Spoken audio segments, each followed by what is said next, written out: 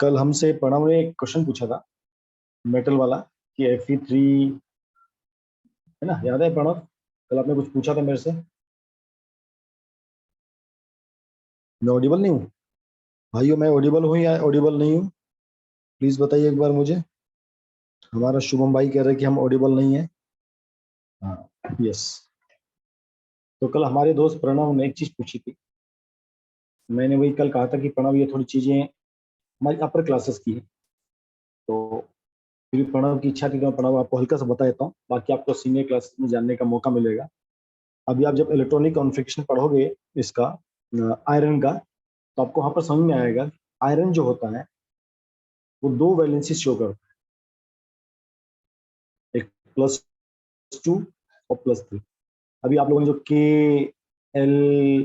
KLMN ये आपने outer shells पढ़े थे, जहां पर आपका सबसे आउटर शेल में जो नंबर ऑफ इलेक्ट्रॉन्स होते हैं उसमें जो एक्स्ट्रा इलेक्ट्रॉन्स होते हैं वो कोई भी मेटल गिव अप करता है, तभी इसके ऊपर प्लस का साइन आता है। ठीक है, और देखो ऐसा हो सकता है क्या, देखो अब आयरन में बोला +2 भी है +3 भी है, इसका मतलब इसके आउटर शेल में अगर हम बोले इसका आउटर शेल में 3 इलेक्ट्रॉन होंगे, 3 होंगे तो 3 दे पाएगा। तो भाई ऐसा कब होता है कि 2 ही देता है? कभी बार मूड किया 2 दे दिया और मूड किया उसने तीनों दे दिया, है ना, इसलिए कंडीशन अलग है। तो जब आप सीनियर क्लासेस में जाओगे वहां पर आप पढ़ोगे S, T, D, F, आप इस तरह भी अंदर जाके पढ़ोगे, इसके अंदर भी कॉन्फ़िगरेशन होता है। तो ये आपकी सीनियर क्लासेस के लिए, बस आपको मोटा मोटा बताता हूँ जो आपके 10th क्लास के लेवल के लिए। देखो, हमने कल एक फॉर्मूला देखा था कि जब ये इसका वैलेंसी कितना है +2, इसका वैलेंसी कितना है +2, जब ये दोनों रिएक्ट करते हैं आपस में तो क्या बनता है FeO। ठीक है, दूसरा था आपका आयरन, अगर ये +3 हो, यहाँ पर +2, सॉरी ये माइनस आएगा, -2 यहाँ पर -2, अब क्या बनेगा Fe2O3। कल हमने देखा था नया कंपोनेंट दे देता Fe3O4 था, जहां पर कंफ्यूजन था, है ना, कि सर इसकी वैलेंसी तो 4 है ही नहीं, तो फिर यहाँ पर 4 कहाँ से आ गया? 4 नहीं आना चाहिए फिर तो, है ना। ये था ना प्रणव आपका क्वेश्चन, है ना, कि हमारी वैलेंसी या तो +2 है या +3 है, तो यहाँ पर 4 कैसे आएगा? 4 तो आ ही नहीं सकता। तो एकदम बात सही भी है। तो एक्चुअली में इसमें होता कैसा है, ये दोनों दिस प्लस दिस, इसके मिक्सचर को ये कहते हैं। देखो FeO प्लस Fe2O3, ये दोनों आपस में मिक्सचर फॉर्म में रहते, इसलिए इसको कहते हैं Fe3O4। नॉर्मली ऐसे अब जब हम रिएक्शंस देखते हैं, हमने कभी ऐसा प्लस होता कभी देखा नहीं होगा आपने, है ना, ऐसा कभी प्लस देखते नहीं हो कि भाई ये इसमें ऐसे प्लस होता है और ये इसमें प्लस होता है, पर ये मिक्सचर है। ये किसका मिक्सचर है? ये इसका और इसका मिक्सचर। Got it? इसलिए आपको ऐसा रिएक्शन नहीं दिखाई देगा कि Fe प्लस, इसको हम डायरेक्टली लिखते हैं, इसको हम कभी ऐसे नहीं करेंगे कि जैसे ये आपका ऑक्सीजन है, ये Fe3O4 डायरेक्ट लिखेंगे, और ये वैलेंसी के हिसाब से इसका चेंज नहीं होता, क्योंकि देखो ये 3 है, इसका मतलब ऑक्सीजन का वैलेंसी कितना होना चाहिए? 3 होना, -3 होना चाहिए, पर ऑक्सीजन तो -2 होता है। Got it? अभी क्लियर हुआ?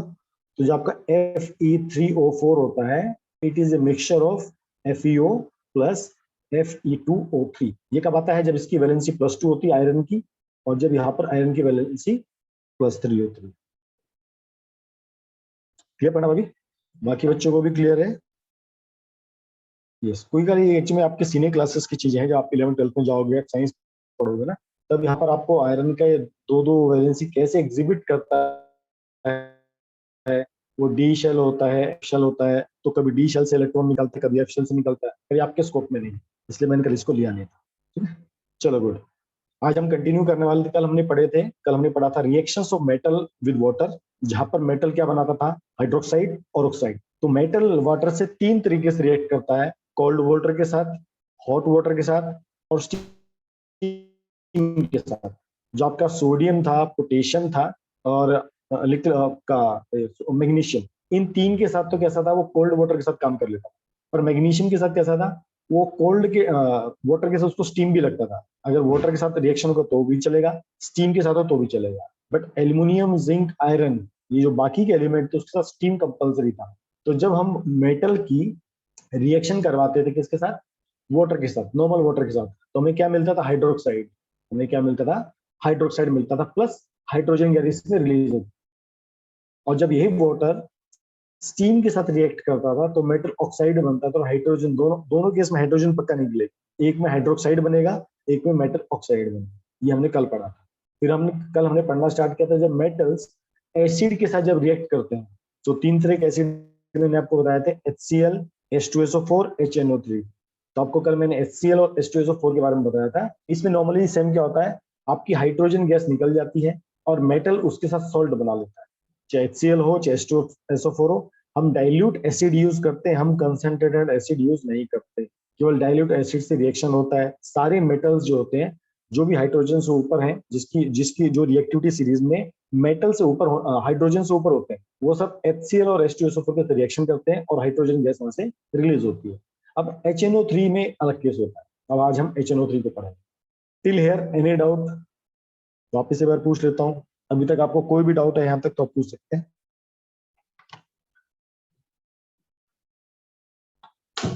चलो गुड, अब आगे चलते हैं।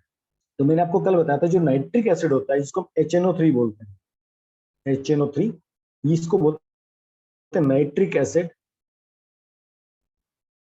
ये बहुत अच्छा क्या होता है, ऑक्सीडाइजिंग एजेंट होता है। ये क्या होता है, बहुत अच्छा ऑक्सीडाइजिंग एजेंट होता है। ऑक्सीडाइजिंग एजेंट का मतलब क्या है, ये ऑक्सीजन के साथ कंबाइन बहुत जल्दी करता है, किसी को ऑक्सीजन जल्दी कंबाइन करवा देता है। ठीक है, जैसे हाइड्रोजन अकेला खाली बैठा, तो ये नाइट्रिक एसिड इसको क्या बोलेगा, एक काम कर, फटाफट ऑक्सीजन के साथ कंबाइन कर जाए, वाटर बना। ये सबके साथ ऑक्सीजन चेपने का काम करता है, चिपका देता है।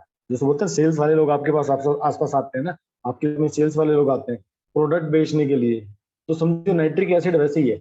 ये अपना प्रोडक्ट बेचता है, क्या प्रोडक्ट बेचता है, ऑक्सीजन हर एक के साथ चिपका देता है, इसलिए इसको कहते हैं ऑक्सीडाइजिंग एजेंट। ये बहुत अच्छा ऑक्सीडाइजिंग एजेंट होता है। अभी हमने क्या पढ़ा था, जब भी मेटल आपका एसिड के साथ रिएक्ट करता तो क्या, कौन सी गैस प्रोड्यूस होती थी, H2 gas produce, hydrogen gas produce हुई। ठीक है, तो नॉर्मल केस में जब भी एक मेटल डाइल्यूट नाइट्रिक एसिड से रिएक्ट करता है तो इनिशियली आपका हाइड्रोजन गैस बनता है, पर तुरंत ही, मतलब बनेगा, तुरंत ही क्या होता है, वो वाटर में कन्वर्ट हो जाता है। इट ऑक्सीडाइज तुरंत, इमिडिएटली, ये तुरंत क्या बन जाता है, वाटर बन जाता है। कैसे बनता है, नाइट्रिक एसिड क्या करता है, इसको ऑक्सीडाइज कर देता है। ऑक्सीडाइज करने का मतलब क्या है, ये क्या कर रहा है, ये अपनी, ये क्या कहते हैं, ये H2O को क्या करता है, ऑक्सीजन प्रदान कर देता है, जिसको अपना एक अपना जिसके पास ऑक्सीजन है, ये अपना एक ऑक्सीजन इसको देता है तुरंत, चल भाई तू गिफ्ट ले ले। ठीक है, और ये खुद क्या करता है, ये खुद जो नाइट्रोजन होता है ये अपनी ऑक्साइड्स बना लेता है। क्या करता है, ये खुद अपने ऑक्साइड बना लेता है। ये N2O बना लेता है, जिसको बोलते हैं डाई नाइट्रिक ऑक्साइड, या NO बना लेता है नाइट्रिक ऑक्साइड, या NO2 बना लेता है नाइट्रोजन डाइऑक्साइड। ठीक है, तो जब रिएक्शन होता है, केवल सिंपल रिएक्शन नहीं होता, हाइड्रोजन गैस रिलीज होती है, हाइड्रोजन गैस रिलीज होती है, बट वो तुरंत क्या होता है, जैसे आप पानी उबाल रहे हो, आप स्टीम कर रहे हो, आप स्टीम के ऊपर ढक्कन रख दो, तो क्या होगा, जैसे ही ढक्कन से आपका वो स्टीम टकराएगा, तुरंत क्या होता है, वो वाटर पेपर में कन्वर्ट हो जाता है। तो सेम यहाँ पर जैसी हाइड्रोजन गैस आपकी रिलीज होती है, वो तुरंत वाटर में कन्वर्ट हो जाता है। क्यों, नाइट्रिक एसिड बहुत अच्छा ऑक्सीडाइजिंग एजेंट होता है, और ये खुद क्या होता है, HNO3, ये जो खुद होता है HNO3, ये अपने आप को इन सब में रिड्यूस कर लेता है, ये सब में क्या कर लेता है, रिड्यूस कर लेता है। ठीक है, ओके, अंडरस्टूड। ये लॉजिक क्लियर है? अगर लॉजिक क्लियर है फिर तो रिएक्शन लिखना बहुत सिंपल है। इफ लॉजिक इज क्लियर तो रिएक्शन लिखना आप सबके लिए सिंपल है। चलो गुड। हाँ, कुछ केस ऐसे होते हैं, एक दो केस ऐसे होते हैं जहां पर मैंने कहा ना कि हाइड्रोजन गैस रिलीज होती है, कब हो सकती है, जब very very very dilute nitric acid आप यूज करो। समझो 1 लीटर आपका पानी है, उसमें थोड़ा सा एसिड, उसको क्या बोलते हैं, वेरी वेरी डाइल्यूट। कंसंट्रेटेड मतलब जहां पर एसिड ज्यादा होता है, वाटर कम होता है। ये आपको दोनों चीज क्लियर है ना, मुझे आई थिंक ये पता है, कंसंट्रेट और डाइल्यूट, ये आपको सबको क्लियर होना चाहिए। कंसंट्रेट मतलब जहां पर एसिड ज्यादा है, वाटर कम है। डाइल्यूट मतलब वाटर ज्यादा है, एसिड का पोर्शन कम है। तो अगर very very very very dilute acid बनाए तो जब उसका जो हाइयर रिएक्टिव मेटल होते हैं, वेरी रिएक्टिव मेटल्स कौन कौन से, आपका सोडियम हो गया, आपका मैग्नीशियम हो गया, आपका मैग्नीज हो गया, तो जब ये रिएक्ट करते हैं इसके साथ HNO3 के साथ, तब ये हाइड्रोजन गैस रिलीज करते हैं। अब भाई यहाँ पर हाइड्रोजन गैस क्यों रिलीज हो रही है? क्योंकि ये नाइट्रिक एसिड बहुत वीक है। ये कहने को सिर्फ एसिड है, कहना 100 लीटर में आपने 10 ग्राम मिला है, 100 लीटर में आपने केवल 10 ग्राम एसिड मिला है, तो एसिड कहने को तो नाइट्रिक एसिड बना क्योंकि उसमें मिक्स कर दिया, बट अपना स्ट्रेंथ नहीं दिखा पाता, ठीक है, तो बहुत वीक हो चुका होता है। तो जब नाइट्रिक एसिड बहुत वीक होता है तो ऑक्सीडाइजिंग एजेंट की तरह काम नहीं कर पाता, इसलिए वहां से नाइट्रोजन गैस रिलीज होती है। तो देखो आपका रिएक्शन है Mg प्लस HNO3। अब HNO3 वीक है, ये बहुत बहुत वेरी वेरी डाइल्यूट एसिड है, तो क्या होगा, ये इस हाइड्रोजन को निकाल देगा, ठीक है। मैग्नीशियम क्या बोलेगा, तो भाई मेरे से दोस्ती कर ले, इस हाइड्रोजन को अपन बाहर फेंक देते हैं, कोई सेम कहानी है ना, हाइड्रोजन को बाहर फेंक दिया है, तो यहाँ पर क्या बन जाता है MgNO3, क्योंकि मैग्नीशियम की वैलेंसी कितनी होती है Mg+2 NO3 मतलब -1, तो क्या बनेगा MgNO3 2, तो यहाँ पर ये बन जाता है और आपका हाइड्रोजन गैस रिलीज हो जाता है। ये ओनली तभी होता है, याद रखना, ये तभी पॉसिबल होता है जब वेरी वेरी डाइल्यूट एसिड आप यूज करते हो। क्या ये कंसेप्ट क्लियर है? Is it clear?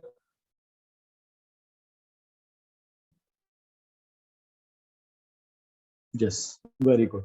चलो अब मेरे को मैग्नीशियम का आप रिएक्शन लिख के दिखाओ।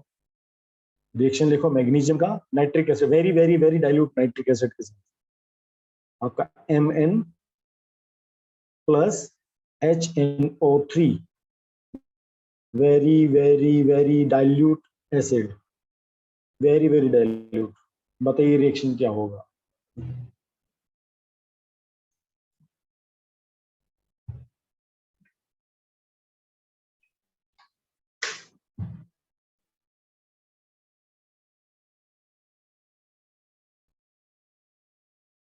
अथर मैंने Mg का तो बता दिया था, Mg होता है मैग्नीशियम और Mn होता है manganese. Good Anushka, very good, एकदम सही।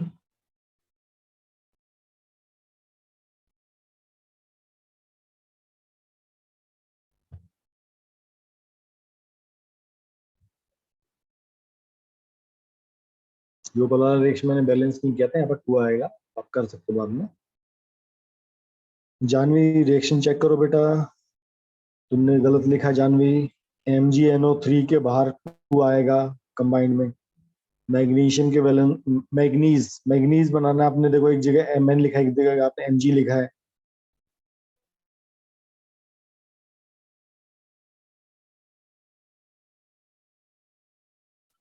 प्रशांत जी खुद करना, ठीक है, कॉपी पेस्ट नहीं करना है, मिस्टर प्रशांत पाटिल, ठीक है। तो ये आपका बनेगा MnNO3 2 प्लस H2O, ठीक है, तो यहाँ पर आपका 2 आ जाएगा, बस इतना ही आपको करना है।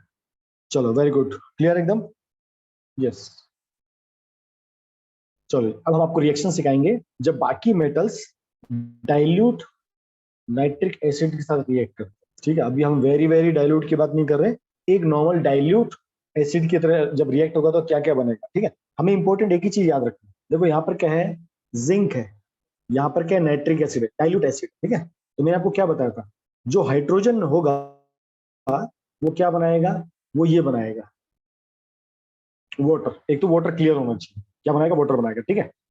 तो जब एक मेटल की रिएक्शन कर रहे हैं किसे, HNO3 से, तो हमको ये पता होना चाहिए क्या बनाएगा, तो इक्वेशन लिखना बहुत सिंपल है। तो आपको मैंने क्या बताया था, एक तो वाटर बनाएगा, एकदम क्लियर, फिर मैं आपको दूसरा बताया था कुछ नाइट्रोजन पक्का बनाएगा, ठीक है। अभी देखो Zn का वैलेंसी कितना है, +2, NO3 का वैलेंसी कितना है, -1, तो क्या बनेगा ZnNO3 2, इसका मतलब ये बनेगा, ये सेकंड बनेगा, ठीक है, याद रखना क्या क्या बनेगा, याद रखना, एक तो वाटर बनेगा, यस, दूसरा जिंक और नाइट्रिक एसिड रिएक्ट करेंगे, तो एक तो ये कंपोनेंट बनेगा जिंक सॉल्ट, जिसको बोलते हैं, इसको बोलेंगे जिंक सॉल्ट या जिंक जिंक नाइट्रेट,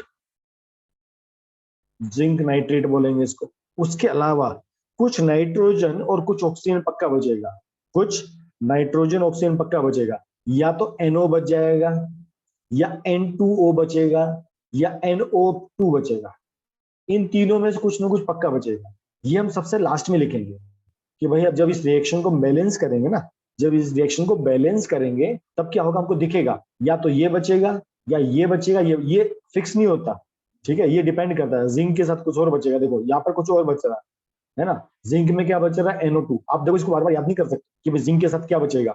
आपको क्या याद रखना है कि जब भी मेटल नाइट्रिक एसिड के साथ रिएक्ट करेगा, वाटर बनेगा, H2O लिख दो। फिर नाइट्रेट बनेगा, जिंक नाइट्रेट बनेगा, सोडियम नाइट्रेट बनेगा, उसका तो फॉर्मूला हम ऐसे निकाल सकते हैं। और थर्ड चीज क्या बनेगी, कुछ नाइट्रोजन का कुछ बनेगा। NO भी बन सकता है, N2O भी बन सकता है, NO2 भी बन सकता है। ये किसके ऊपर डिपेंड करेगा, ये मेटल के ऊपर डिपेंड करेगा। जिंक है, सोडियम है, एल्युमिनियम है, देखो सब में अलग अलग बनता है। ठीक है, अभी आप मेरे को इस रिएक्शन को बैलेंस करके दिखाओ। क्या ये पॉइंट क्लियर जो मैंने अभी समझाया आपको, इज इट क्लियर? हमको क्या देखना होगा, क्या बनेगा क्या नहीं बनेगा, ये आपको क्लियर होना चाहिए। जब मेटल नाइट्रिक एसिड के साथ रिएक्ट करेगा तो सबसे पहले वाटर लिखना सीखो रिएक्शन में। तो जब मैं इस रिएक्शन को लिखूंगा कैसे लिखूंगा, Zn प्लस HNO3, फिर मैं सबसे पहले लिखूंगा वाटर। ये मैं सबसे पहले लिखूंगा भाई, वाटर मिलेगा मिलेगा। फिर मैं क्या लिखूंगा कि नाइट्रेट मिलेगा, किसका नाइट्रेट, मेटल नाइट्रेट। तो यहाँ पर कौन सा मेटल है, जिंक, तो जिंक आएगा। और नाइट्रेट मतलब ऐसा, तो ये हम देख लेंगे, ये Zn आएगा तो यहाँ पर 2 आएगा, क्या आएगा, तो यहाँ पर एक बनेगा ZnNO3 2। ठीक है, और प्लस यहाँ लिख दो NO, लिख दो सिर्फ। अब रिएक्शन को बैलेंस करो, आपको समझ में आ जाएगा यहाँ पर भाई नाइट्रोजन एक बचने वाला, दो बचने वाला है, या यहाँ पर ऑक्सीजन एक बचेगा, दो बचेगा। चलो बैलेंस करके दिखाओ। गुड, सुजल ने कर लिया। Zn+4HNO, मैं देखता हूँ वो करेक्ट है क्या। Zn करेक्ट है, HNO3 2 यहाँ पर आगे, गुड। 2H2O, हाइड्रोजन 4 आगे, गुड। 2 ऑक्सीजन इसको दे दिए, गुड। तो 2 ऑक्सीजन बचे थे, यस। सर कंपाउंड की वैलेंसी कैसे निकालते हैं, कौन सा कंपाउंड अनुष्का बच्चा?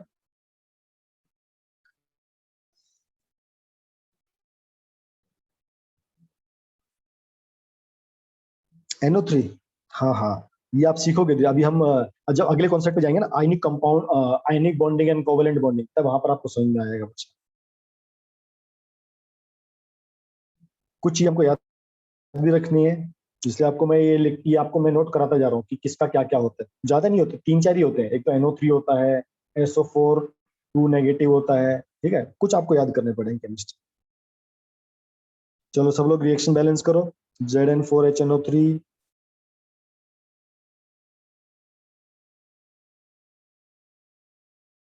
देखो किसी का NO भी बन सकता है, किसी का NO2 बन सकता है, मैं आपको भी बता रहा हूँ। आप नंबर ऑफ चेंज कर दोगे ना तो सर आपने इक्वेशन में नंबर 2 नहीं लिखा, NO2 लिखा ना बच्चे ने, मैंने यहाँ पर NO लिखा है, सिर्फ NO। मैंने कहा ना ये डिपेंड करेगा आप क्या बनाते हो। ठीक है, अभी आपको मैं एक रिएक्शन दूंगा, देखना वहां पर कुछ अलग बनेगा। अभी आपके सामने दिखाऊंगा मैं क्यों, मैं आपको इसलिए बोल रहा हूँ। अभी देखो आप सबने जो रिएक्शन लिखा है, ठीक है, अभी मैं एक रिएक्शन लिखता हूँ, ठीक है, उसको ध्यान से देखना।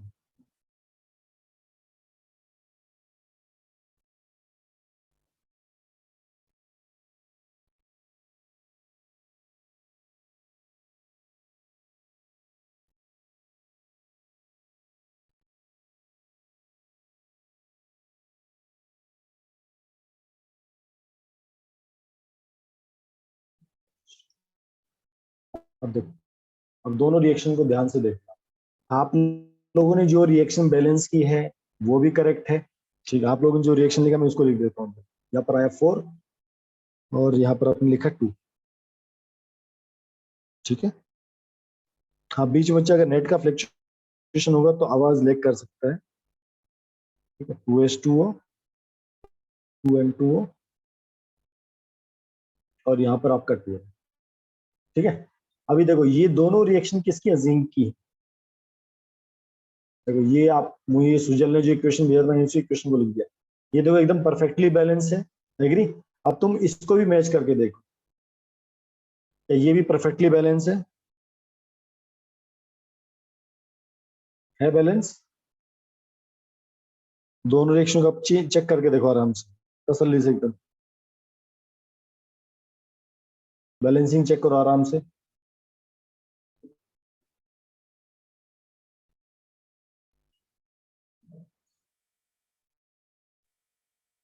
Zn3 भी आ सकता, कोई दिक्कत, मैं आपको बोल तो रहा हूँ बच्चा, मैं आपको वही समझाने की कोशिश कर रहा हूँ कि हम क्या बनाना चाहते हैं, उसको पहले 3 भी आ सकता, 2 भी आ सकता था, बैलेंसिंग करते, बैलेंस है ना। इसका अब इसमें ध्यान देने वाली बात क्या है, जब मैंने यहाँ पर 4 मॉलिक्यूल्स लिए इसके HNO3 के, ध्यान दो, यहाँ पर मैंने कितने मॉलिक्यूल्स लिए हैं, 4, तो मुझे क्या मिला, NO2 मिला। ध्यान से देखो, जब मैंने 4 मॉलिक्यूल्स लिए थे नाइट्रिक एसिड के, तो मुझे क्या मिला, 2NO2। ओके, और जब मैंने 8 लिए तो क्या मिला मुझे, NO मिला। इसलिए आपको मैंने स्टार्टिंग में कहा था NO भी बन सकता है, NO2 भी बन सकता है, और N2O भी बन सकता है। हम कितने मॉलिक्यूल, हम पानी, हम एसिड ज्यादा लेके चलते हैं, जिंक थोड़ा है उसमें हमने एसिड ज्यादा डाल दिया, या जिंक ज्यादा है और हमने उसमें नाइट्रिक एसिड थोड़ा डाल दिया, ठीक है, इसलिए इतना फर्क पड़ता है। ठीक है अथर्व जी, लॉजिक समझे आप लोग। आपको याद क्या रखना है, इसलिए आपको आपको बता रहा हूँ, आपको याद ये रखना है, जब भी मेटल नाइट्रिक एसिड के साथ रिएक्ट करेगा, तो सबसे पहले वाटर लिखना सीखो, H2O, फिर हम मेटल नाइट्रेट लिखना सीखेंगे। जब आप कुछ रिएक्शन लिखोगे ना, तो आपको एकदम परफेक्टली समझ में आएगा। प्लस अब जो बचा वो यहाँ लिखोगे आप, तो पहले आप इसको इसको और इसको बैलेंस करना, इतने पार्ट को, ये आपका बैलेंसिंग हो गया, जो बचेगा यहाँ डाल देना, इन तीनों में से कुछ ना कुछ बचेगा, और बाद में उसको बैलेंस कर देना। Got it. तो केमिस्ट्री थोड़ी ऐसी है जहां पर थोड़ा हमको मैथ की तरह सोचना है और थोड़ा याद करने की तरह सोचना है, क्योंकि ये इक्वेशन भी बैलेंस्ड है और ये इक्वेशन भी बैलेंस्ड है। तो बैलेंसिंग आप बढ़ा के कर सकते हो। यहाँ पर Zn हमने केवल 1 लिया, यहाँ पर हमने Zn 3 ले लिया, क्यों, हमको यहाँ पर Zn बैलेंस करना था, बस इतना ही काम था। ठीक है अथर्व जी, चलो सेकंड इक्वेशन, सोडियम का डाइल्यूट नाइट्रिक एसिड के साथ, इसलिए मैंने कहा ना सबका रिएक्शन करेक्ट आएगा, बस बैलेंसिंग परफेक्ट होना चाहिए। चलो करो इसको।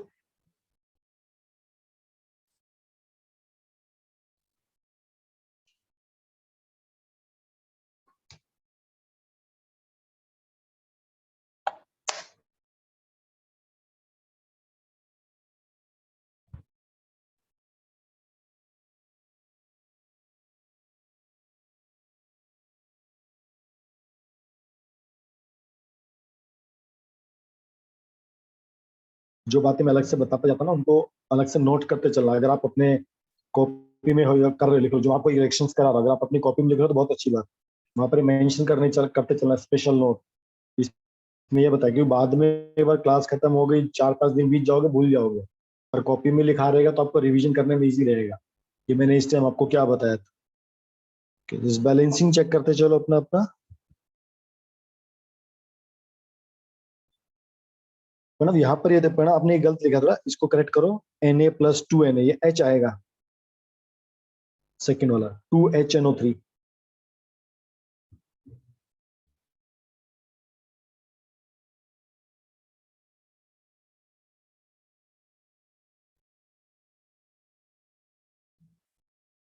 देन आपका Na+HNO2HNO3 आएगा, यस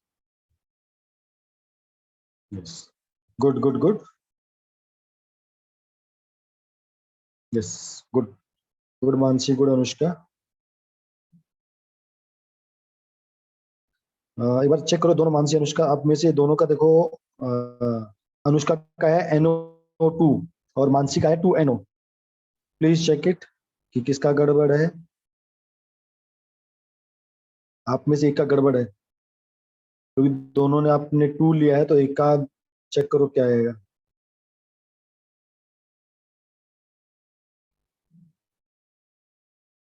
आप मानसी अपना चेक करो, मानसी आपको देखो 2HNO है ना, हाँ चेक करो एक बार दोनों का, एक बार फिर से। यस यस, तो देखो एक रिएक्शन ये भी है, 3Na,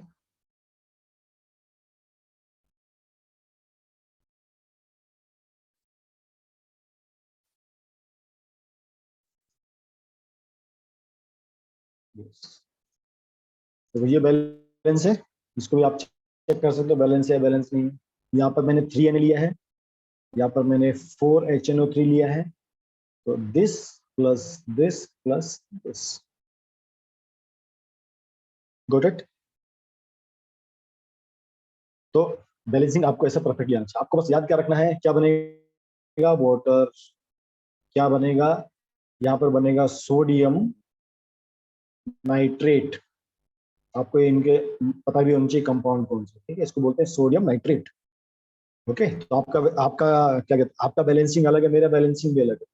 यहाँ पर 3NO था, यहाँ पर 3NO आ गया।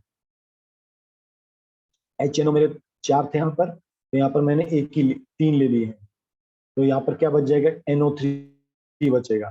तो एक NO3 में से मैंने यहाँ से एक NO2 यहाँ रख दी, तो यहाँ से क्या बच गया, 2 ऑक्सीजन बच गए, यहाँ से 2 ऑक्सीजन बच गए, क्योंकि बाकी 2 यहाँ चले गए। अब 2 ऑक्सीजन को मैंने क्या किया, ये 4 हाइड्रोजन थे, तो 4 हाइड्रोजन प्लस 2 ऑक्सीजन, तो क्या बन गया, H2O ट्वाइस। ओके, गुड, सबको क्लियर। चलो थर्ड वन।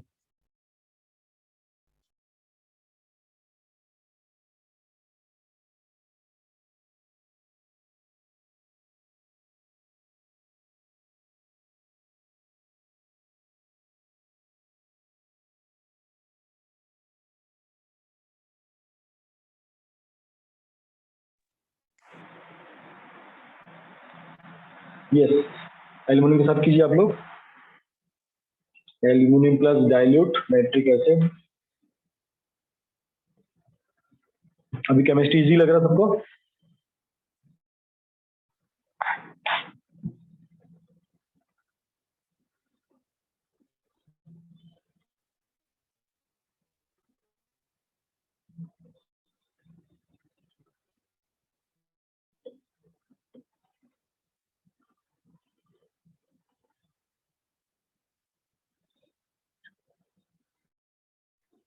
गोविंद,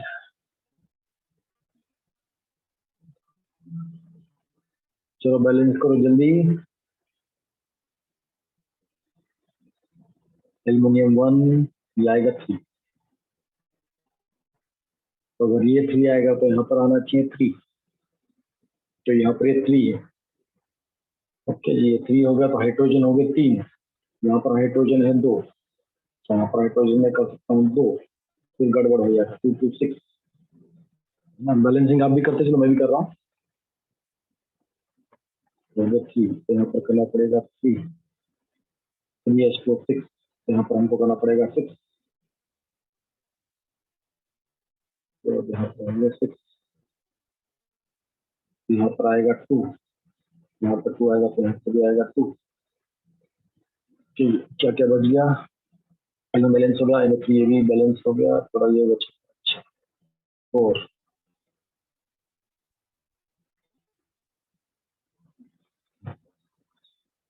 ठीक है, 4 से बच रहा है, 4 से भी कर सकते हैं, कुछ भी कर सकते हैं, करते रहो बैलेंस। हाइड्रोजन फिर बच गया, यहाँ पर हाइड्रोजन बचा 6, यूनिट पूरा खपा दिया है, ऑक्सीजन का नहीं है, बहुत करेक्ट।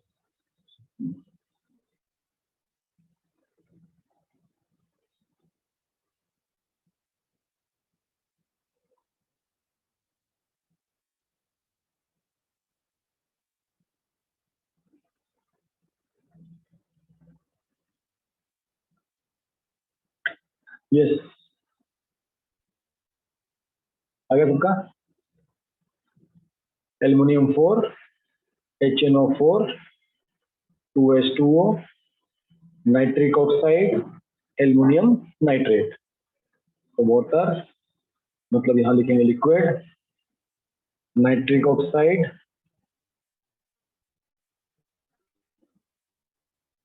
ये हमारा होगा एल्युमिनियम नाइट्रेट। ठीक है, गुड, वेरी गुड। भैया 4 5 लोग ही रिप्लाई कर रहे हैं, अमित, अनुष्का, प्रशांत, मानसी, बाकी लोग क्या कर रहे हैं, प्रणव, सुजल, सबका रिप्लाई आना चाहिए। Can you show balancing of NO2, देखो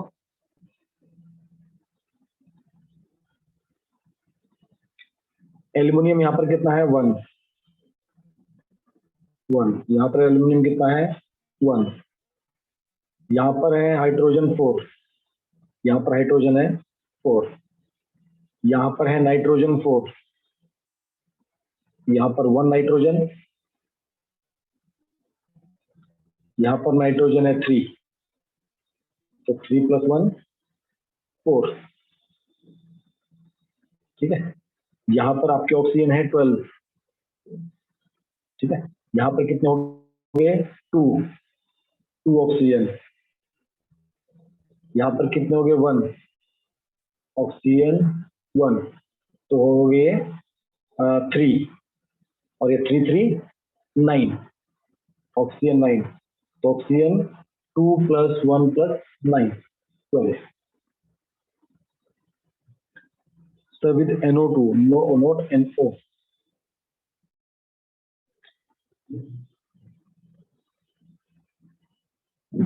अमित, HNO3 का एक बार फॉर्म की वैलेंसी बताना।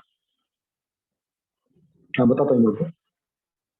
प्रणव देखो ना, प्रणव जो तुम कह रहे हो ना विद NO2, देखो मैं आपको वही कह रहा हूँ, तो वो बैलेंस करते हो तो बैलेंस हो जाएगा। अब यहाँ पर जैसे 4 लिखा है, अब उसका 4 की जगह कुछ और आ जाए, वो बढ़ता जाएगा, 6 भी हो सकता है, 8 भी हो सकता है, आपको बैलेंसिंग उसमें करना पड़ेगा कुछ ना कुछ, वो ट्रायल एरर से आप करते होगा ना, वैसे बनेगा प्रणव।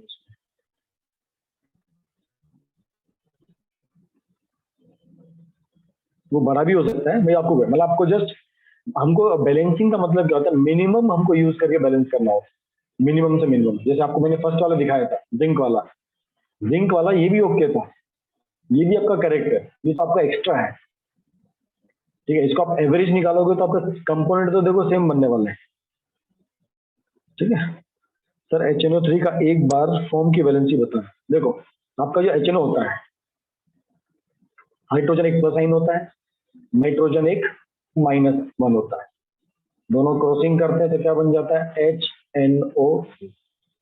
जैसे भी अनुष्का ने पूछा था कि नाइट्रोजन -1 क्यों होता है, क्योंकि देखो नाइट्रोजन किसके साथ नॉर्मली कंबाइन कर रहा है, इसके साथ कंबाइन कर रहा है, अभी बोलो, ये आपको समय के साथ पता लगेगा कि इसका -1 क्यों होता है, ठीक है। पर HNO3 की जब बात करते हैं, हाइड्रोजन एक प्लस आइन, नाइट्रोजन एक माइनस आइन, तो क्या बनता है HNO3 नाइट्रिक एसिड, ठीक है अमित।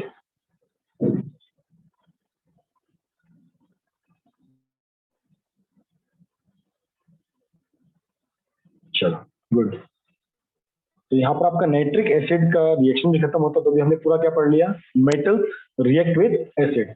तो भी हमने एक चीज ध्यान दिया है, अभी तक हमने जितने भी रिएक्शन किए एसिड में, HCl हो, आपका सल्फ्यूरिक एसिड हो, HNO3 हो, हमने कहीं भी गोल्ड, सिल्वर और प्लेटिनियम को यूज नहीं किया ना। हमने पहले आपको बताया था जो ये 3 मेटल्स होते हैं, ये बिल्कुल नॉन रिएक्टिव होता है, हाइड्रोजन के नीचे आते हैं सारे, तो देखो कॉपर भी आता है, पर ये ज्यादा ही दुष्ट होते हैं, ये किसी के साथ रिएक्ट करते ही नहीं, ठीक है। अब लेकिन अब क्या कर रहा है, इनको भी अगर मुझे रिएक्ट करवाना तो क्या करना पड़ेगा, जुगाड़ लगाना पड़ेगा, ठीक है। तो आज से कई साल पहले, कई हजारों साल पहले, तो राजा लोगों के पास जो पैसा होता था, पैसा कौन सा होता था, गोल्ड की फॉर्म में। गोल्ड कौन सा होता था, उनका जो बड़ा बड़ा खजाना होता था, है ना, सोना चांदी प्लेटिनियम जो सब चीज होती थी। अब राजा लोग इसको चोरों से बचा के कैसा रखेंगे, अगर किसी राजा ने अटैक कर दिया तो क्या करेंगे, है ना, चोर उस सामान को चोरी ना कर ले तो क्या करेंगे। तो राजा लोग क्या करते थे, अपना गोल्ड सिल्वर को एकदम मेटल की फॉर्म में रखते थे, उसको सॉल्ट की फॉर्म में रखते थे। किस फॉर्म में रखते थे, सॉल्ट की फॉर्म में। अब हमने पढ़ा भाई, न तो वो तो ऑक्सीजन से रिएक्ट करता है, ना वो तो पानी से रिएक्ट करता है, ना वो किसी एसिड से रिएक्ट करता है, तो इसको उसको मेल्ट कैसे करेंगे, मतलब उसको हम डिजोल्व कैसे करेंगे, ठीक है। तो इन लोगों ने, केमिस्ट्री आज ही नहीं, केमिस्ट्री बहुत पुरानी है, तो इन लोगों ने एक कंपोनेंट बनाया जिसको हम कहते हैं एक्वारेजिया, इसको रॉयल वाटर भी कहते हैं। तो उन्होंने क्या किया, इसमें 2 एसिड लिए। कौन सा एसिड लिया, इन्होंने लिया कंसंट्रेट नाइट्रिक एसिड 1 पार्ट, और कंसंट्रेट HCl हाइड्रोक्लोरिक एसिड, इसके 3 पार्ट। मतलब अगर 1 kg आपका HNO3 है और 3 kg आपका HCl है, तो आपको क्या बनेगा, 4 kg बनेगा। तो 4 kg क्या बनेगा, एक्वारेजिया बनेगा। ये बड़ा स्ट्रॉन्ग एलिमेंट था, ये अपने H2, ये सल्फ्यूरिक एसिड से भी खतरनाक एसिड बन गया, ये ऐसा स्ट्रॉन्ग एसिड बन गया, ये गोल्ड और प्लेटिनियम को मेल्ट कर देता, ठीक है ना, जुगाड़ तो चाहिए, और इंडियन जुगाड़ में बहुत तेज थे। ठीक है, तो उन्होंने क्या बना लिया, एक्वा रिएजन, इसको रॉयल वाटर कहते हैं। ये क्या करता था, ये गोल्ड और प्लेटिनियम को भी क्या मेल्ट कर देता है, डिजोल्व कर देता है। ठीक है, तो ऐसा कुछ होता है। 100 ml आपका HCl, कुछ गड़बड़ लिखा है, हाँ यहाँ कुछ गड़बड़ लिखा है इन्होंने। HCl के 3 पार्ट आएंगे, देखो यहाँ इन्होंने ये शायद फोटो गलत है, ये फोटो गलत है। आपका HNO का 1 पार्ट आता है, 1 पार्ट मतलब 100 ml, और आपका HCl का 3 पार्ट आता है। जो टोटल बनेगा, जो 400 ml जो बनेगा, वो आपका एक्वा रिजिया है। ये मेल्ट कर देता है किसको, गोल्ड को मेल्ट कर देता है। अगर आप इसमें गोल्ड का पीस डालोगे, गोल्ड का इसमें पीस डालोगे, थोड़े समय बाद आपका गोल्ड मेल्ट हो जाएगा, इसके अंदर डिजोल्व हो जाएगा। तो ये लोग इस पानी को स्टोर करके रखते हैं, गोल्डन वाटर को ये लोग स्टोर करके रखते हैं। और जब इनको इसमें से गोल्ड बनाना होता था, इसमें से गोल्ड एक्सट्रैक्ट भी करते थे, ये पॉलिसी अलग होती। अंडरस्टूड।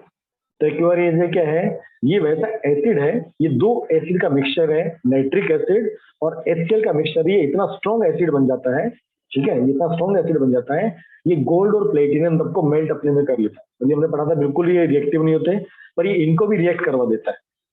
अब ऐसा होता क्यों है, ठीक है, तो जब आपका HCl और HNO3 जब रिएक्ट करते हैं, जब ये दोनों आपस में रिएक्ट करते हैं, HCl और HNO3 जब आपस में रिएक्ट करते हैं, तो देखो क्या होता है, एक तो उसमें वाटर बनता है, दूसरा इसमें सॉल्ट बनता है, इसको NOCl बोलते हैं, सॉल्ट, और ये क्लोरीन बनता है। देखो यहाँ पर क्लोरीन कैसा, नॉर्मली आपने क्लोरीन Cl2 देखा था, है ना, नॉर्मली आपने कभी आप क्लोरीन देखो Cl2 होता है, क्लोरीन Fl होता है, ऑक्सीजन N2 होता है, नाइट्रोजन आपका N2 होता है। नॉर्मली क्लोरीन Cl2 की फॉर्म में रहता है, पर इस रिएक्शन से क्या होता है, क्लोरीन सिंगल क्लोरीन निकलता है। अब ये सिंगल क्लोरीन को बोलते हैं नेसेंट क्लोरीन, ये बहुत ज्यादा रिएक्टिव होता है। ये इतना रिएक्टिव होता है, ये गोल्ड और प्लेटिनियम को भी अपने इलेक्ट्रॉन्स देने पर मजबूर कर देता है। नॉर्मली गोल्ड, प्लेटिनियम, सिल्वर अपने इलेक्ट्रॉन नहीं देते, पर ये इससे बड़ा गुंडा है ना, ये इतना खतरनाक गुंडा है, ये गोल्ड से अपने आइंस निकालवा देता है और प्लेटिनियम से अपने आइन निकलवा देता है। तो जब आइंस निकालते हैं तो क्या बन जाते हैं, AuCl3 या PtCl4। तो एल्यूमिनियम अपने AU अपने 3 आइंस रिलीज कर देगा और प्लेटिनियम अपने 4 आइंस डोनेट कर देता है। किसके सामने, इसकी वजह से, नेसेंट क्लोरीन की वजह से। नेसेंट क्लोरीन कहां से आएगा, जब HCl और HNO3 रिएक्ट करेंगे तो क्या क्या बनेगा, वाटर बनेगा प्लस NOCl बनेगा प्लस Cl बनेगा।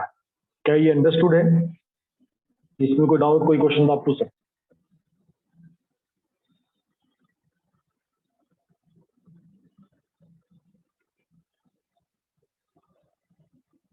चलो वेरी गुड, ये बहुत इंपॉर्टेंट है, इसके वो ऊपर क्वेश्चंस आते हैं एक्वा रिएजेंट के ऊपर, ठीक है। चलो गुड, अभी आपको मैं एक छोटा सा वीडियो दिखाता हूँ कि मेटल ऑक्साइड के साथ कैसे रिएक्ट करते हैं। एक स्मॉल 2 मिनट का क्लिप है, आप उसको एंजॉय करो तब तक, फिर उसके बाद आगे भी कंटिन्यू करेंगे। कंटिन्यू हमारी क्लास चलती रहेगी, भागना कहीं नहीं है, हमारी क्लास कंटिन्यू रहने वाली है।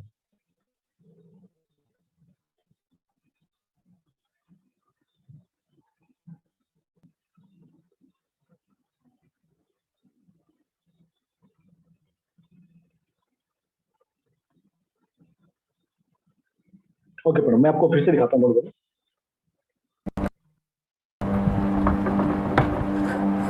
ये रिएक्शन ऑफ नाइट्रिक एसिड है,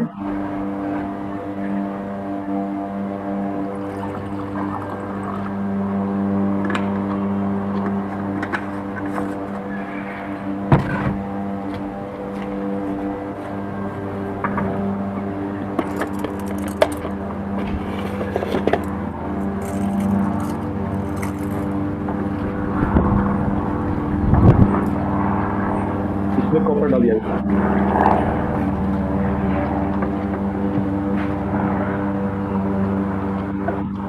कॉपर देखो ज्यादा रिएक्टिव नहीं होता,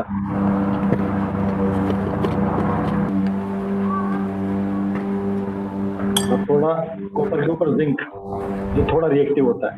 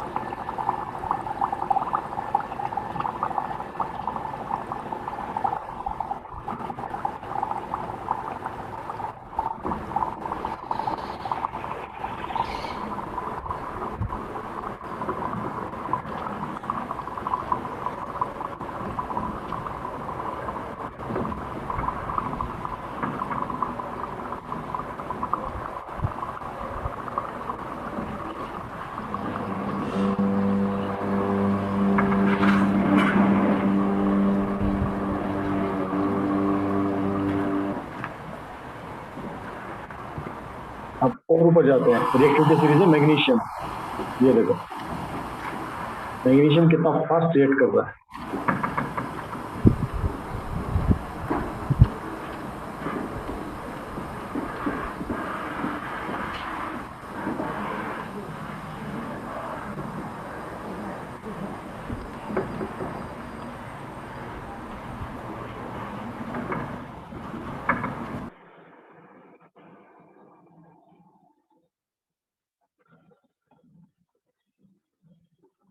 मैं आपको लिंक शेयर कर दूंगा फिर भी, डोंट वरी।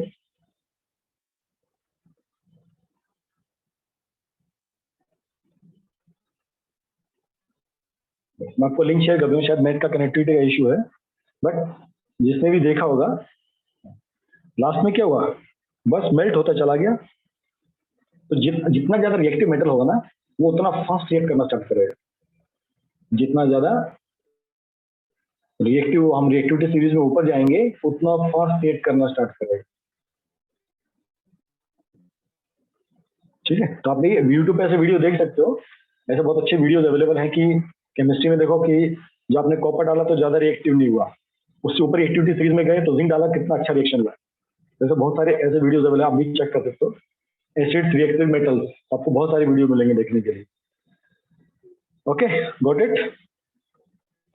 अगले दो टॉपिक और बचे हैं, reaction of metal with hydrogen, with chlorine and with other salt. ये तीनों आज हम एंड अप करेंगे। ठीक है, आज हमारे पार्ट खत्म हो जाएगा। अगली बार हम लेंगे chemistry, chemical reaction of with non metals, वो एक क्लास में हो जाएगा। पढ़ा आपने, नोट कर लिया? मैं चलूँ आगे भी? ये शीट आपको भेज दूंगा पढ़ा में, ठीक है, आज ये शीट आपको मिल जाएगा।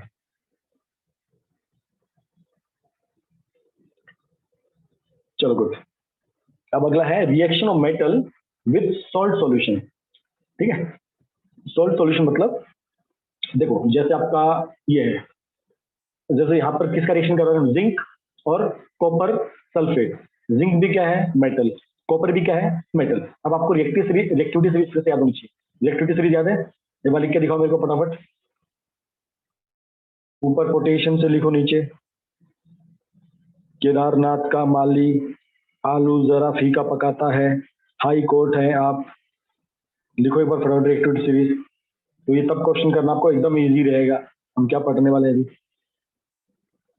पूरा सीरीज कोमा डाल के लिखो, KNA जो भी है, एक एक मत लिखो, प्रशांत पाटिल एक एक मत लिखो, कोमा डाल के लिखो या स्लैश डाल के। प्रशांत मेरी आवाज सुनो, मैंने क्या कहा है। प्रशांत पाटिल जो कहा उसको सुना करो। एक एक नहीं लिखना है, एक साथ पूरा लिखना, पूरा सीरीज।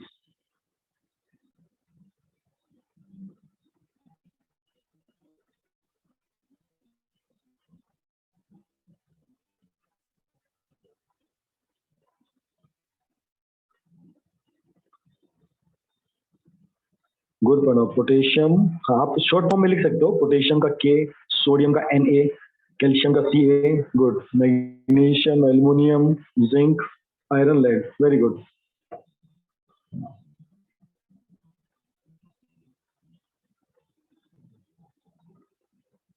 Yes yes. मतलब ये Da क्या है भाई, Da नहीं होता, Ca होता है। ठीक है, गुड। हाँ यस, ऐसे रिएक्टिविटी सीरीज आपको याद रहेगा ना, तब हमको इक्वेशंस बनाना बहुत इजी हो जाए। तो यहाँ पर इक्वेशन देखो, अब हम मेटल्स की रिएक्शन किसके साथ कर रहे हैं, सॉल्ट सॉल्यूशन। मेटल की मेटल के साथ रिएक्शन हो, ठीक है, आपका नाइट्रोजन मतलब सोडियम और पोटेशियम को साथ रखोगे तो कुछ नहीं होने वाला, रिएक्शन कुछ नहीं होता, नो रिएक्शन। ठीक है, पर उसका कोई सॉल्ट सॉल्यूशन होगा, है ना, उसका कोई सॉल्ट सॉल्यूशन होगा तो रिएक्शन पक्का होगा। ठीक है, दो मेटल आपस में क्यों नहीं कर सकते, ये भी इलेक्ट्रॉन देना चाहता है, ये भी इलेक्ट्रॉन देना चाहता, लेने वाला कोई यही नहीं। जब कोई लेने वाला होगा तो रिएक्शन कैसे होगा, तो लेने के लिए रिएक्शन होना बहुत जरूरी होता है। तो ठीक है, तो reaction of metal with salt solution तो क्या कहते हैं, when a more reactive metal. मेरी स्क्रीन सबको दिख रही है बाकियों को, मैं केवल प्रशांत को नहीं दिख रहा है? स्क्रीन विजिबल है सबको?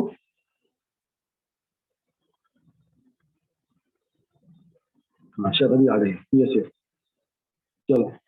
तो when a more reactive metal is put in salt solution of less reactive metal, then more reactive metal displace या push out the less reactive metal. सीधी सी बात है, जो जितना मजबूत होगा, जो जितना रिएक्टिव होगा, वो लेस वाले को घर से बाहर निकाल देगा। कुश्ती में भी होता है ना, जो मजबूत होता है वो जीत जाता है, जो वीक होता है वो हार जाता है। तो जो वीक मेटल होगा वो सिस्टम से बाहर हो जाएगा, उसको रिप्लेस कौन कर देगा? दूसरा मेटल रिप्लेस कर देगा। तो अगर हम रिएक्शन लिखते हैं Zn प्लस CSO4, तो आपका Zn प्लस TuSO4, हमारी एक्टिविटी सीरीज क्या होती है? हमारी सोडियम पोटेशियम, है ना। हमने क्या पढ़ा था? केदारनाथ, केदारनाथ का माली आलू जरा फीका पकाता है। ठीक है, अभी हम यहाँ पर इसको देखिए, it is a type of displacement reaction. हमने क्या कहा था? देखो, जिंक ऊपर आता है, यस, कॉपर यहाँ पर आता है आपका नीचे। तो जिंक ऊपर है, कॉपर नीचे है, इसका मतलब जिंक ज्यादा रिएक्टिव है, तो जिंक क्या करेगा? इसके सोल्ट सॉल्यूशन को रिप्लेस कर देगा। तो कॉपर अकेला रह जाएगा और क्या बन जाएगा? ZnSO4। Very easy. अब मुझे बताओ, अगर Cu प्लस ZnSO4 होगा तो क्या होगा? What is the reaction?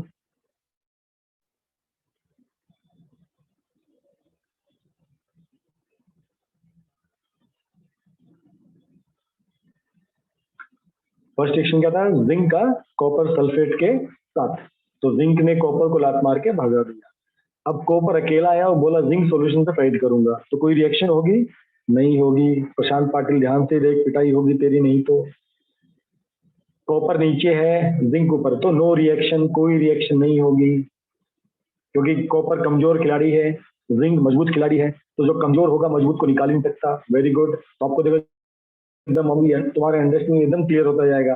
चलो अगला, आयरन को कॉपर सल्फेट रिएक्शन होगा क्या?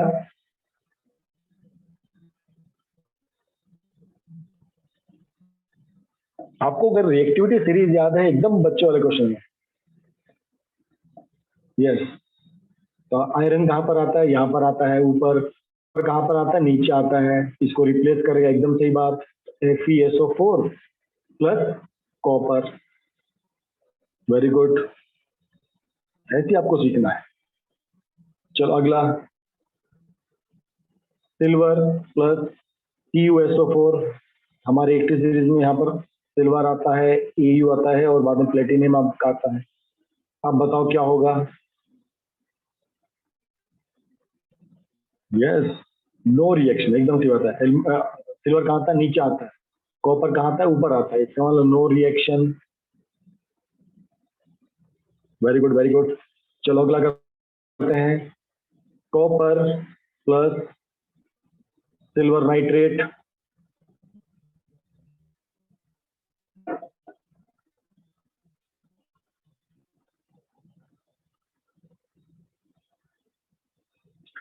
प्रशांत भाई थोड़ा देख तो ले रिएक्शन क्या है।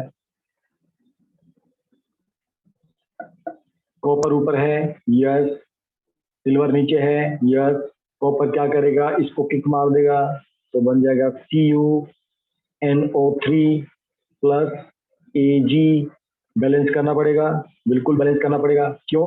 कॉपर की वैलेंसी +2, NO3 की वैलेंसी -1। क्या बनना चाहिए? Copper nitrate. बिल्कुल सही है अमित। तो यहाँ पर हमारा क्या बनेगा? 2। तो यहाँ पर क्या आएगा? 2। तो यहाँ पर भी क्या आएगा? 2। कोई डाउट, कोई शक यहाँ पे किसी को? अंडरस्टूड? अब समझ में आया कि कौन सी चीज किसको रिप्लेस करती है? तो जो रिएक्टिविटी सीरीज में ऊपर होता है वो लेस रिएक्टिव को हटा देता है। अगर लेस रिएक्टिव की मोर रिएक्टिव से रिएक्शन कराओगे तो कोई रिएक्शन नहीं होती, हमेशा याद रखना। तो last one, Ag plus CuNO3 2 क्या होगा? यस प्रशांत पाटिल, क्या होगा भाई? No reaction, very good, no reaction. तो अगर आपको लॉजिक याद है, जैसे मैथ में होता है लॉजिक, अगर आपको पता है आपको हर चीज इजी है। चलो गुड। चलो अगला कॉलम, एक कॉलम स्टेटमेंट। तो ये आपकी कॉलम स्टेटमेंट सब लोग पढ़ लो फटाफट। In a solution of silver nitrate, ठीक है, एक कॉपर प्लेट वाज डिप्ड। तो एक सिल्वर नाइट्रेट है AgNO3, इसमें कॉपर प्लेट डाल दी। After some time silver from the solution was deposited on the copper plate. Which metal is more reactive, copper or silver? Please reply. Which metal is more reactive, copper or silver?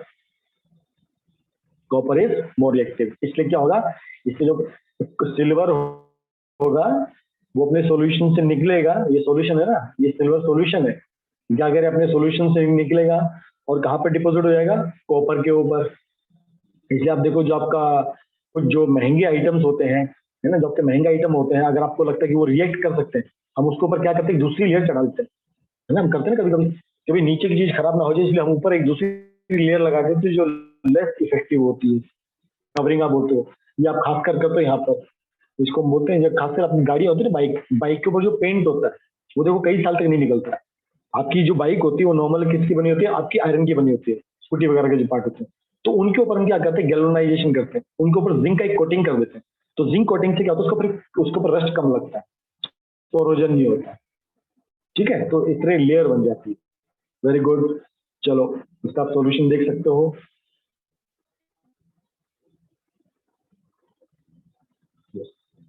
ठीक है, it is more reactive, it displace less reactive metal.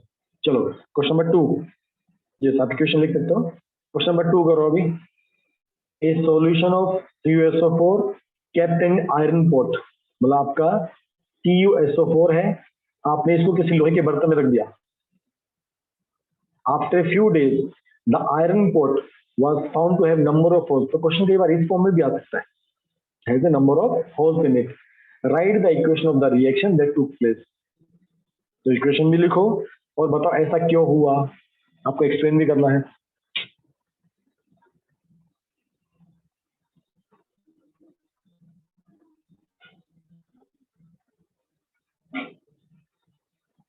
आपका iron reactive होता है copper से, yes, आपका iron copper से ज्यादा reactive होता है, तो रिएक्शन क्या बन जाएगा, FeSO4 प्लस Cu। बैलेंसिंग आप बाद में कर सकते हो, ठीक है, बैलेंसिंग आप बाद में कर सकते हो। Yes, very good, very good Amit, good Surya.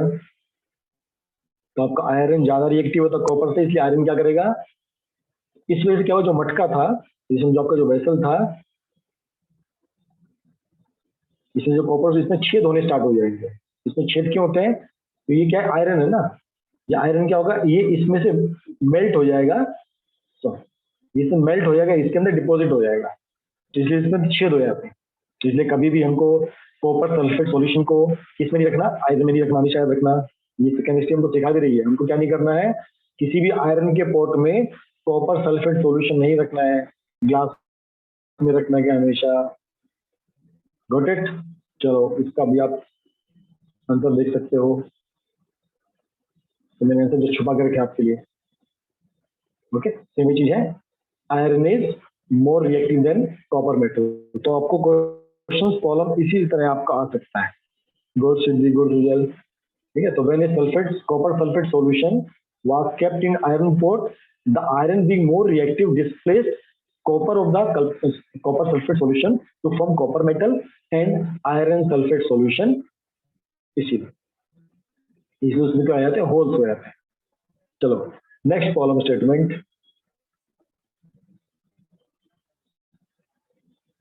मैं इसका आंसर छुपाना भूल गया, इसका आंसर छुपा देता। ओके, थर्ड वाला, what will you observe when zinc is added to the solution of iron sulphate. हमने क्या किया, जिंक को किस में ऐड कर दिया, FeSO4। तो क्या जिंक आयरन से ज्यादा रिएक्टिव है, बिल्कुल है, रिएक्टिव सीरीज में ऊपर आता है। जरा फीका पकाता है तो जरा फीके से ऊपर आता है, इसलिए Zn is more reactive than copper. तो क्या बन जाएगा आपका, ZnSO4 प्लस Fe।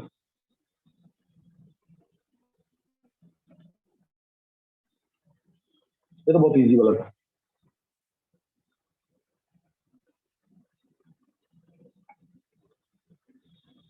चलो गुड, अगला करते हैं। यस, अभी आपके A B C D option है, ठीक है। Which of the following pair will give displacement reaction, किसमें डिस्प्लेसमेंट रिएक्शन होगा, ध्यान से देखो, मेरे को आंसर बताना कौन सा करेक्ट है, ए बी और सी और डी, चारों को आराम से देखो। Nitrogen chloride, sodium chloride, magnesium chloride, iron sulphate और आपका सिल्वर नाइट्रेट। इसमें हमने अलग अलग कुछ कुछ डाला, किसी में कॉपर डाला, किसी में एल्यूमिनियम डाला, किसी में सिल्वर डाला है।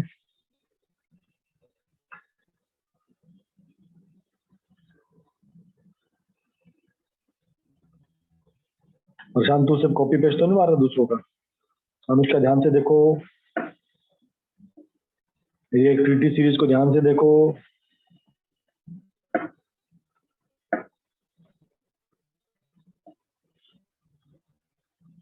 रिएक्टिविटी सीरीज को ध्यान से देखोगे, केदारनाथ का आलू, केदारनाथ का माली, केदारनाथ का माली आलू जरा धीरे पकाता है, अब आप समझ जाओगे। Yes, the right answer is D, क्योंकि यहाँ पर क्या है सोडियम, यहाँ पर क्या है कॉपर, तो कॉपर कभी भी सोडियम को रिप्लेस कर सकता है, कभी भी नहीं। यहाँ पर क्या है एल्युमिनियम, यहाँ पर क्या है मैग्नीशियम, मैग्नीशियम एल्युमिनियम को कर सकता है नहीं, रिएक्टिविटी सीरीज देखो हमेशा, मैग्नीशियम ऊपर एल्युमिनियम से। सिल्वर आयरन कभी कर सकता है क्या, कभी नहीं। कॉपर सिल्वर को कर सकता है, बिल्कुल कर सकता है। यस, तो इस तरह के क्वेश्चंस आपको एग्जाम में पूछे जाते हैं, इसलिए ऐसे क्वेश्चंस के लिए आपको तैयार रहना चाहिए। वन मोर प्रॉब्लम स्टेटमेंट, मजा आ रहा है तुमको करने में, अच्छा लग रहा है। चलो आपको एनसीईआरटी का है, अभी आपके पास 3 ऑक्साइड है, जिंक ऑक्साइड, मैग्नीशियम ऑक्साइड और कॉपर ऑक्साइड, और आपके पास 3 मेटल है, जिंक मैग्नीशियम और कॉपर। आपको बताना है कि कौन से केस में डिस्प्लेसमेंट रिएक्शन होगी, ठीक है, डिस्प्लेसमेंट रिएक्शन होगी आपको बताना है। तो देखो, अब मुझे आप फर्स्ट लाइन में बताओ, फर्स्ट लाइन में क्या आपका जिंक ऑक्साइड है, तो क्या यहाँ पर जिंक में आएगा डिस्प्लेसमेंट रिएक्शन, या मैग्नीशियम में आएगा, या कॉपर में आएगा? आपको तीनों में से एक नाम लिखना है कि भाई कहां पर डिस्प्लेसमेंट रिएक्शन आएगा।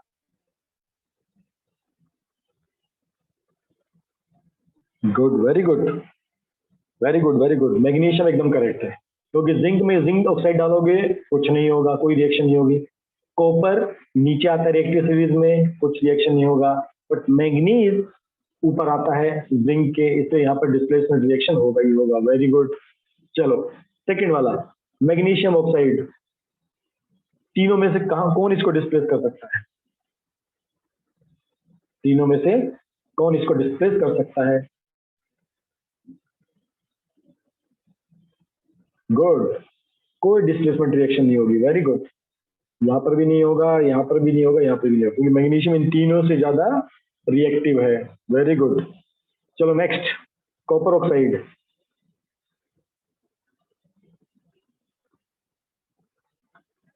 Zinc and magnesium both,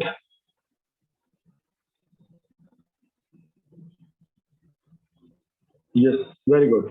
zinc भी उसको रिप्लेस करेगा, यस, मैग्नीशियम भी रिप्लेस करेगा, यस, कॉपर करेगा, बिल्कुल नहीं करेगा, सेम है एकदम। Very good, very good. आगे सबको समझ में, तो इसका सॉल्यूशन आपके साथ, सॉल्यूशन शीट आपको बाद में मिल जाएगी, डोंट वरी। यस, तो आपके जवाब एकदम करेक्ट है। चलिए एक क्वेश्चन और, लास्ट क्वेश्चन, ठीक है। तो एक बड़ी सी शीट है, आपको ये 4 मेटल्स बताने हैं कि ए बी सी डी कौन कौन से होंगे। यहाँ पे आपका आयरन सल्फेट है, copper sulphate, zinc sulphate, silver nitrate, और यहाँ पर ए बी सी डी लिखे हैं। आराम से सोचो, आपको करेक्ट, देखो आपको ना बताने कि ए बी सी डी क्या क्या हो सकते हैं,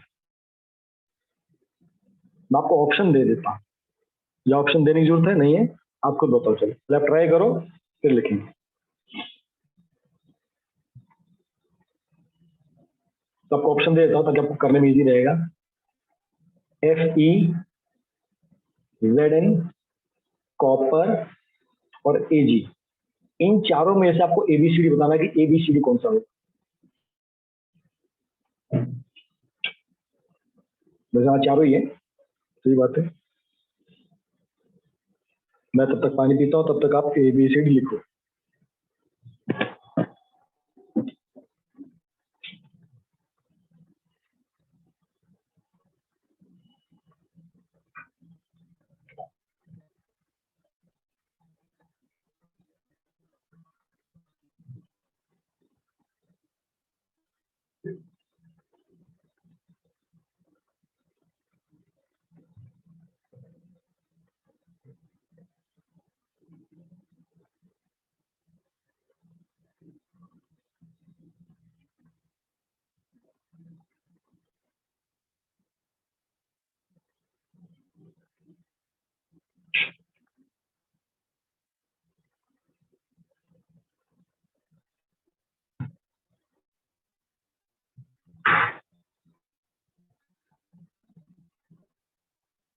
आपको ABCD मेरे को पूरा बताओ, एक एक करके मत बताओ प्रशांत जी, मैं आपको हमेशा कहता हूँ आप A ये होगा, B ये होगा, C होगा, D होगा, ऐसे लिखना आप। और पूरा कोटेशन लिखने की जरूरत नहीं, आप सिर्फ के लिख सकते हो, है ना। बनाओ, ठीक है।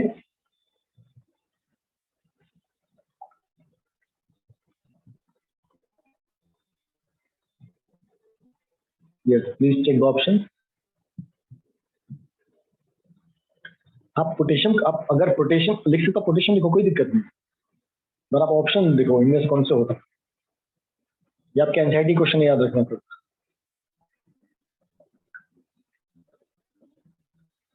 इन चारों के अलावा भी हो सकते हैं, याद रखना, जरूरी नहीं चारों, इन चारों के अलावा भी हो सकते हैं।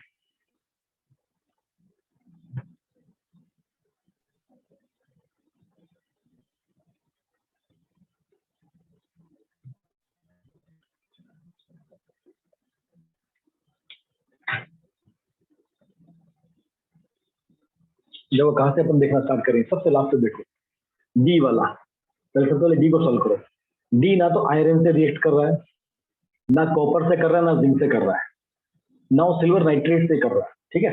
इसका मतलब रिएक्टिविटी सीरीज अगर देखेंगे तो अगर कौन सा चीज है, तो देखो आयरन, ये भी हो सकता है, इन तीनों में से देखो कुछ भी हो सकता है, डी वाला, है ना। क्योंकि रिएक्शन कब नहीं करेगा, जब लेस रिएक्टिव होगा, एग्री है। देखो वो ना तो आयरन से रिएक्ट कर रहा है, डी वाला। Yes Harshada, you can give attendance, ठीक है। डी वाला ना तो आयरन से रिएक्ट कर रहा है, ना कॉपर से कर रहा है, ना जिंक से कर रहा है, ना सिल्वर से कर रहा है। इसका मतलब वो ये डी होगा, सिल्वर। तुमको एक मिल गया अभी। ए is lead, okay.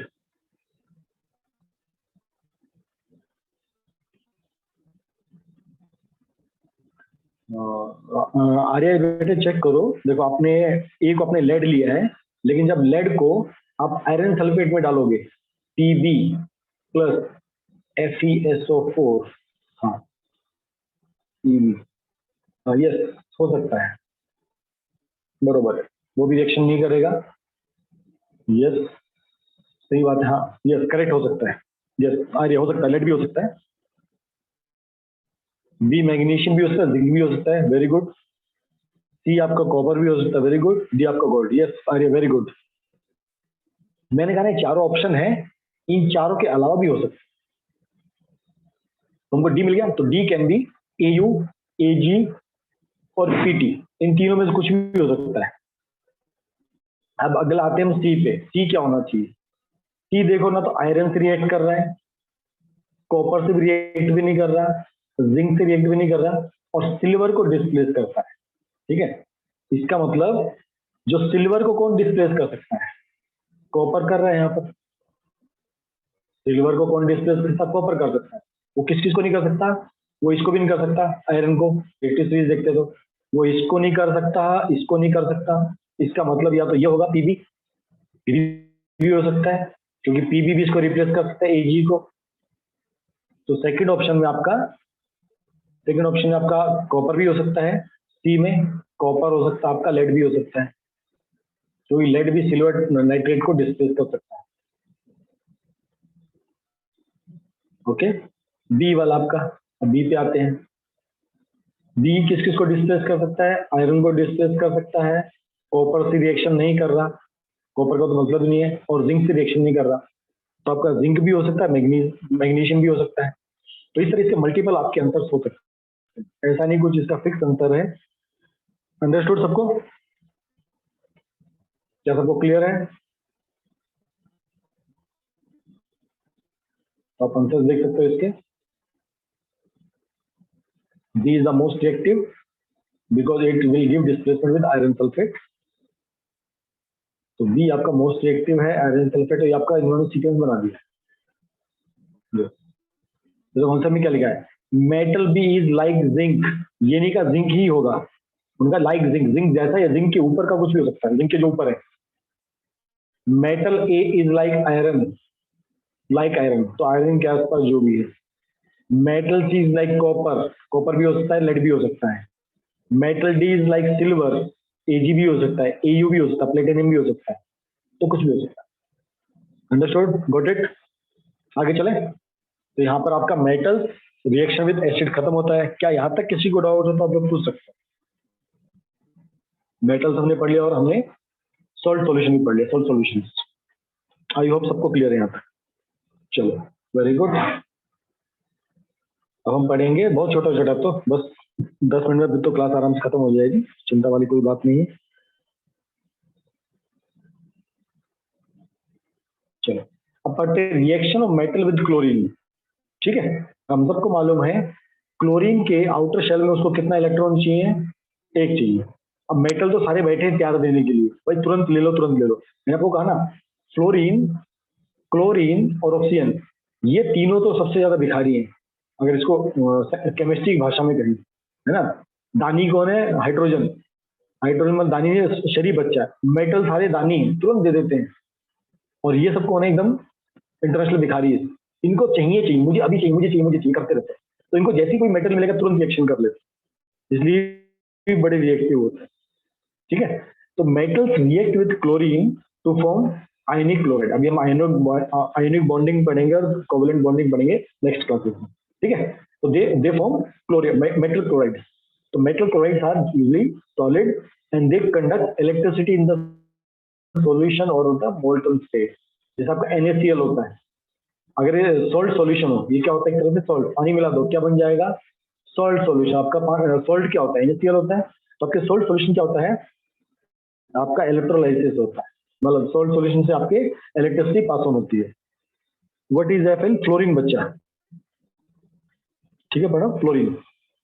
S sorry, हाँ मैंने एल ज्यादा जोश में लगा दिया इसमें, क्लोरीन के साथ। ठीक है, तो मेटल क्लोराइड्स है high melting point and high boiling point, और मेटल क्लोराइड्स आपके नॉन वोलेटाइल होते हैं। तो मेटल जब भी क्लोरीन के साथ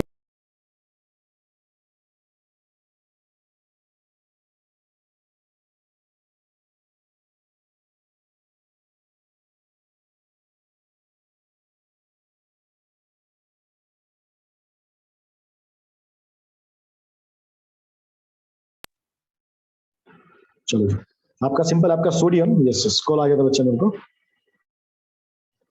ठीक है, तो सोडियम आपका जब क्लोरीन से रिएक्शन करेगा तो सिंपल क्या बनाएगा? NaCl, Na+1 Cl -1, तो क्या बनेगा? NaCl। एकदम सबसे सिंपल रिएक्शन इसी का होता है। चलो जी, क्लोरीन के साथ साथ Cu+Cl क्या बनेगा? फटाफट बताओ एक लाइन में फटाफट। क्लोरीन की कॉपर की वैलेंसी 2, क्लोरीन की वैलेंसी 1, क्या बनेगा? वेरी गुड प्रणव, CuCl2, एकदम याद रखने का। मेटल की वैलेंसी पकड़ो, तुरंत काम हो जाता है। Next, magnesium, Mg+Cl। Next magnesium, Mg+Cl बनेगा magnesium chloride. Yes very good, simple. Magnesium की वैलेंसी कितनी होती है? 2, कॉपर की वैलेंसी 2, एकदम सही बात। आपका बन जाएगा मैग्नीशियम क्लोराइड। चलो जी, एल्युमिनियम प्लस क्लोरीन, आप बैलेंसिंग बाद में कर लेना। ठीक है, यहाँ पर आपका बाद में 2 आएगा, ये भी आपका 2 आएगा, अब बैलेंसिंग आप कर लेना है। Cl2 आएगा, sorry. Yes, aluminium chloride AlCl3, जो एल्युमिनियम की वैलेंसी 3 होती है। Very good. चलो जिंक Zn+Cl क्या बनेगा?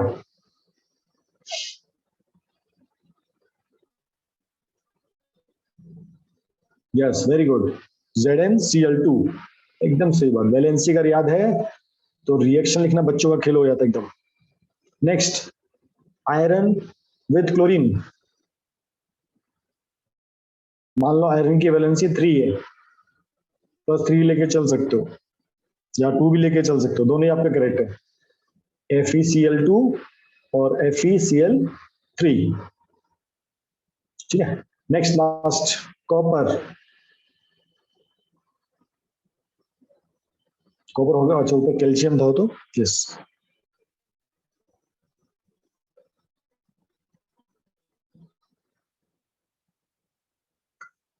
अभी चेक करो, CuCl2 होगा, क्लोरीन की वैलेंसी +2, इसलिए कहना ना स्टार्टिंग के जो 20 एलिमेंट्स है, स्टार्टिंग के 20 है, प्लस क्लोरीन कैल्शियम जो भी कुछ इक्का दुक्का है, आपका आयरन हो गया, जिंक हो गया, इनका वैलेंसी याद करके रखो। मैक्सिमम सारी रिएक्शन इन्हीं के ऊपर डिपेंड करती है, इसके बाहर कुछ भी नहीं है। अगर हम पूरा केमिस्ट्री देखेंगे ना, सब कुछ इसी में है और यही रिएक्शंस आपको बार बार आती है। चलो last topic of the day, अभी reaction of metal with hydrogen. ठीक है ना, reaction of metal with hydrogen. अभी हम सबको मालूम है नॉर्मली हाइड्रोजन आपका रिएक्ट नहीं करता। क्यों नहीं रिएक्ट करता? कोई हाइड्रोजन तो इलेक्ट्रॉन देता है, तो जब कोई चीज इलेक्ट्रॉन देता है तो वो तो रिएक्शन कर ही नहीं सकता है जब तक कोई लेने वाला ना हो। ठीक है, तो metal generally don't react with hydrogen because metals are losing electrons and hydrogen is also losing electron. Hydrogen भी क्या करता है, अपने इलेक्ट्रॉन लूज करके पेयरिंग करता है। अब दोनों देने वाले लेने वाला कोई है ही नहीं। अब मैंने आपको पहले कहा था हाइड्रोजन बड़ा शरीफ बच्चा है।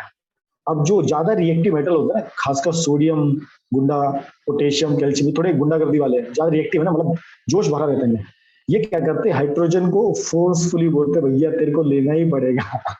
ठीक है, हाइड्रोजन लेना नहीं चाहता तो इसको फोर्सफुली चिपका देते हैं, भाई हमें तो देना है, अब तेरे को जबरदस्ती लेना पड़ेगा। इस जबरदस्ती की वजह से क्या होता है, हाइड्रोजन को एक्सेप्ट करने पड़ते हैं इलेक्ट्रॉन, और ये क्या बनाते हैं, इसको बोलते हैं मेटल हाइड्राइड्स। ये हर मेटल नहीं बनाएंगे, याद रखना, केवल सोडियम, पोटेशियम, कैल्शियम, मैग्नीशियम। क्यों? ये बहुत ज्यादा रिएक्टिव होते हैं, इनको जल्दी है इलेक्ट्रॉन देने की, हाइड्रोजन को इतनी जल्दी नहीं होती देने की। हाइड्रोजन आराम से बैठा है, कोई दे दे तो भी ठीक, ना उसको देना तो ले लो, नहीं देना तो ले लो, ऐसा सिंपल एकदम शरीफ बच्चा, सबसे शरीफ बच्चा होना, सबसे शरीफ बच्चा है। ये फोर्सफुली क्या करते हैं, इसको अपने इलेक्ट्रॉन चिपका देते हैं और हाइड्रोजन को मजबूरी में लेना पड़ता है, तो इसको कहते हैं मेटल हाइड्राइड्स।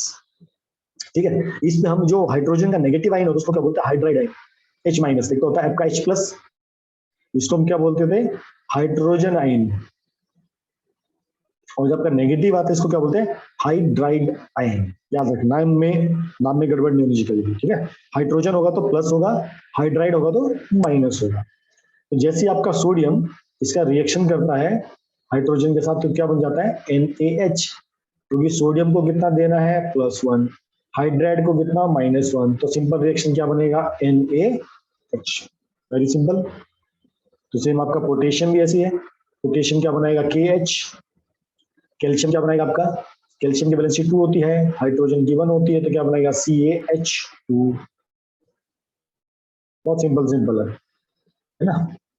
यस, तो जो लेस रिएक्टिव मेटल्स होते हैं जैसे आपका जिंक है, कॉपर है, आयरन है, ये हाइड्रोजन के साथ रिएक्ट नहीं करते टू फॉर्म हाइड्राइड, याद रखना।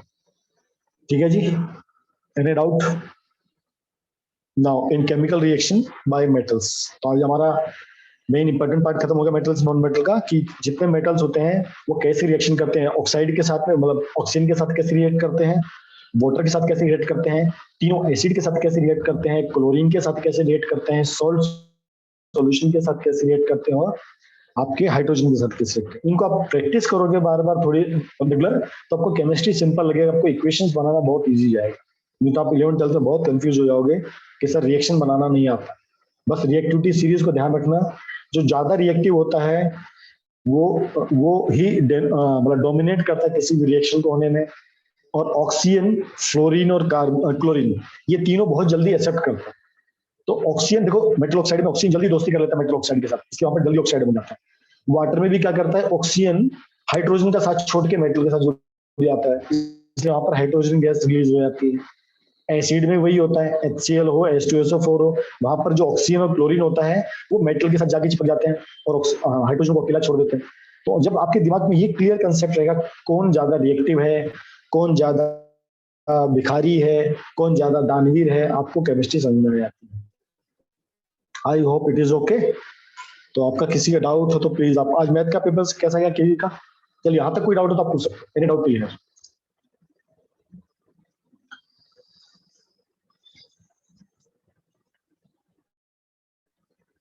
है कोई डाउट किसी को? No doubt? यस। ओके, आपका केवीज का आज कैसा गया मैथ का एग्जाम? इजी था पेपर आज? साइंस का तो पेपर इजी था? बस चलो गुड। अच्छा, यश के लिए मुश्किल गया पेपर? यश पढ़ाई कम करता ना, इसलिए पेपर मुश्किल जाता है। चलो गुड। तो आपको जैसे एपीएस डिग्री में जिसको मार्क्स मिलते जा रहे, प्लीज आप मेरे को मार्क्स भेजते रहना। तो मोस्टली मैं सैटरडे आपका पीटीएम प्लान